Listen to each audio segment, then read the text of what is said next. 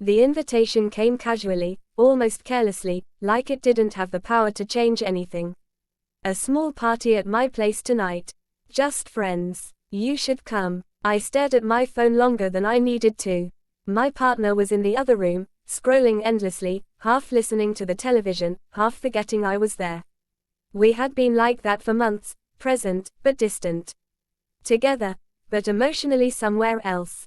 I typed maybe and set the phone down. I told myself I didn't need a party. I told myself I was tired. But deep down, I knew the truth. I was lonely in a way that couldn't be fixed by sleep. When evening arrived, I stood in front of the mirror longer than usual. Not to impress anyone, at least that's what I claimed, but to recognize myself. The woman staring back looked put together, yet her eyes carried a quiet hunger. Not for attention, for connection. The house was alive when I arrived. Warm lights spilled onto the driveway, music pulsed softly through the walls, laughter floated in the air. It felt welcoming, safe, familiar. My friend hugged me tightly, already a little distracted, already being pulled away by other guests. I stood there for a moment, holding my drink, letting the noise wash over me. That's when I noticed him. He wasn't loud like the others. He leaned against the doorway, calm, observant, almost detached from the chaos.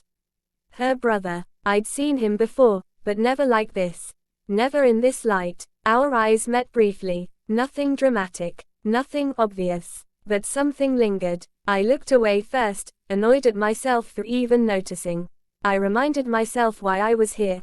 To relax, to forget, to feel normal again.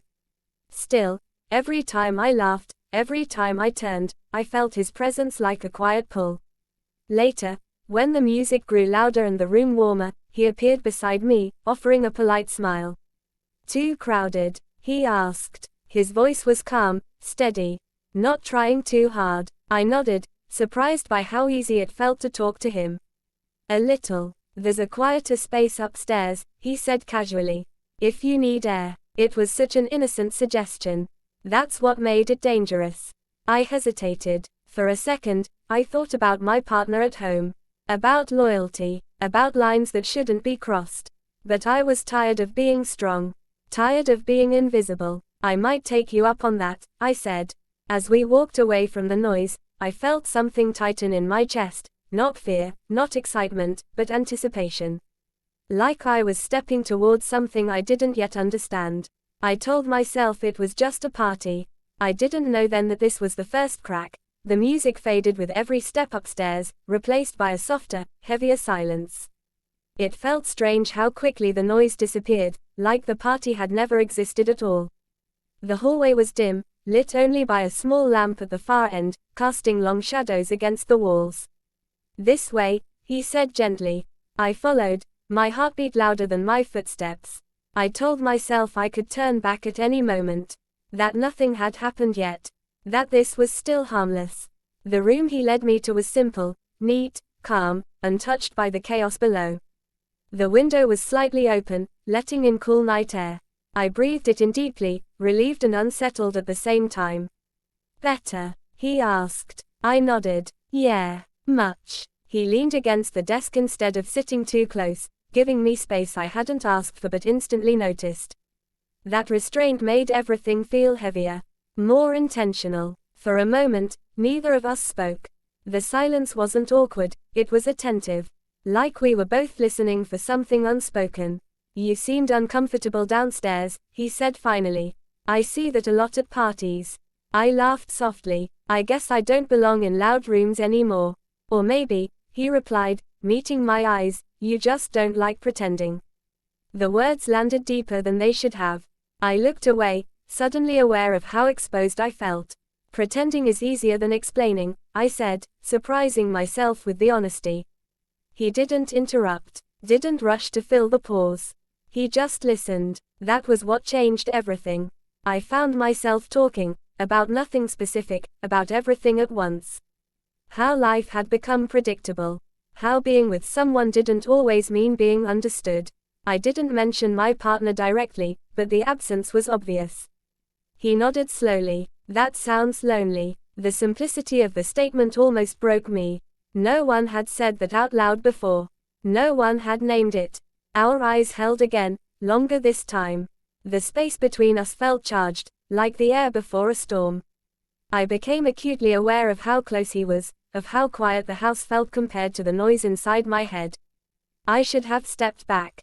Instead, I stayed. I thought about my partner then, about promises, routines, the comfort that had slowly turned into distance. I told myself I wasn't doing anything wrong. I was just talking, just breathing, but my heart didn't believe that lie. You should probably get back downstairs, I said, though my body didn't move. Probably, he agreed, not moving either. The door remained closed. The party felt miles away. In that stillness, I realized something terrifying. I didn't want to leave. I wanted this moment to stretch longer than it was allowed to. I wanted to feel seen a little more. And somewhere deep inside, a quiet voice whispered that lines were already blurring, whether I admitted it or not. The silence between us grew heavier, thick with everything neither of us was saying. I could hear the faint echo of laughter from downstairs, muffled and distant, like it belonged to another world entirely. Up here, time felt suspended, no past, no future, just this moment pressing in on me. I shifted my weight, suddenly aware of my own breathing. This is probably a bad idea, I said softly, more to myself than to him. He didn't smile, didn't joke. Then we should stop, he replied, his voice steady, almost careful. And yet, neither of us moved. That was the truth I couldn't escape. If it were truly wrong in a way I couldn't face, I would have already opened the door. I would have laughed it off and gone back to the noise. Instead, I stood there, frozen by the pull of something I had been denying for far too long. He looked at me then, not with hunger, not with certainty, but with understanding. You don't look happy, he said quietly. The words hit harder than anything else that night. I felt my throat tighten, my chest ache. I thought of all the times I had swallowed my feelings, told myself to be grateful, to be patient, to not want more than I was given. I thought of the version of myself I used to be, alive, curious, hopeful. I used to be, I whispered. The room felt smaller, or maybe I was just more aware of him, of how close he stood now, close enough that I could sense his warmth without being touched. My hands trembled slightly at my sides, betraying everything my mouth refused to say. I knew this was the edge. Once crossed, nothing would feel simple again. Images flashed through my mind, my partner's familiar face, my friend laughing downstairs, the life I would have to return to after tonight. Guilt wrapped around me, tight and suffocating. But so did desire, not just for him, but for escape. For feeling chosen, for being wanted without having to ask. I should go, I said again. He searched my face, as if giving me one last chance to mean it. If you want me to open the door, I will. The choice was mine, fully, terrifyingly. I closed my eyes. For a second, I imagined turning away, walking back into the noise, pretending this moment never existed. I imagined waking up tomorrow, carrying nothing but the same quiet ache. When I opened my eyes, I hadn't moved. Neither had he. The door stayed closed, and in that stillness, without a single word spoken, I knew I had crossed the line, not with my body, but with my heart. Whatever happened next would be something I could never unknow. Downstairs, the music swelled. Upstairs, everything changed. I don't remember exactly how much time passed before I finally stepped back into the hallway. It felt like waking from a dream I hadn't meant to fall into. The house was still alive, music loud, voices overlapping, glasses clinking, but I felt strangely separate from it all, like I was moving through someone else's night. When I went downstairs, my friend smiled at me, carefree and trusting. She asked if I was enjoying myself. I said yes too quickly. Her brother was already there, blending back into the crowd as if nothing had happened. But when our eyes met for a brief second, everything we didn't say rushed back between us. There was no smile this time. Just a quiet acknowledgement, a shared secret. I left not long after. The night air outside was cool, grounding. I wrapped my arms around myself as I walked to my car, trying to steady my thoughts. My reflection stared back at me from the dark window, familiar, yet altered.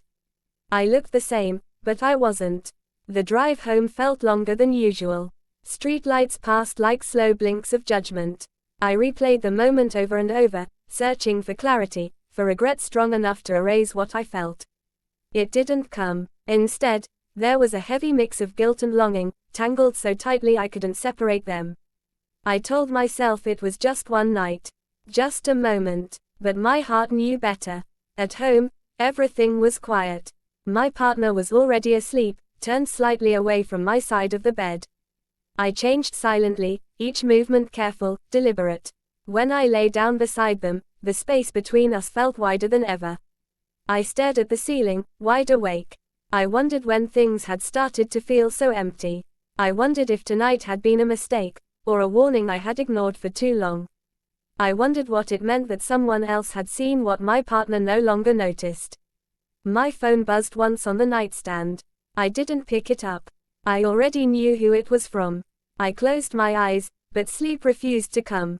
Every quiet breath beside me reminded me of the line I had crossed, not in action, but in truth. A door had opened inside me, and I didn't know how to close it again.